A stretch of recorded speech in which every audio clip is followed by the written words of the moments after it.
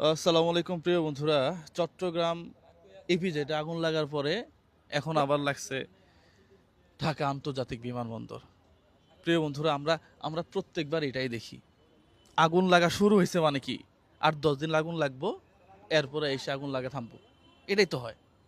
যারা ভিডিও দেখেন একটু কমেন্ট করে জানান কারণটা কি আসলে। এই যে এই যে ইপিজেডে 17 থেকে 18 ঘন্টা লাগলো তার আগুন নিয়ন্ত্রণ করতে। আসলেই আসলে এই দেশটা কেমন জানে, বিশ্বাস করেন, এয়ারপোর্টের মতো জায়গা, আন্তর্জাতিক বিমানবন্দরের মতো জায়গাতে ভয়াবহ আগুন কেমনে হয়? পৃথিবীর আর কোনো দেশ নাই, ওদের দেশে তো এত আগুন লাগে না। আর একদিন আগুন লাগলো, এরপরে আগুন লাগতেই কেন থাকবে? সত্যি এগুলা এগুলা সাধারণ মানুষের প্রশ্ন। এগুলা সাধারণ মানুষ আসলে জানতে চায় যে কাহিনী কোথায়। এই যে বিমানবন্দর বলেন, বিভিন্ন কলকারখানা বলেন, সরকারের যে নিয়মগুলো আছে, এগুলা মানার বালাই নাই। সব সব হইতেছে নয় সই করে কোনো মতে খালি বোঝ দাও। হ্যাঁ, সত্যি এটা এটা খুবই লজ্জাজনক যে বিমানবন্দরের মতো জায়গায় আগুন।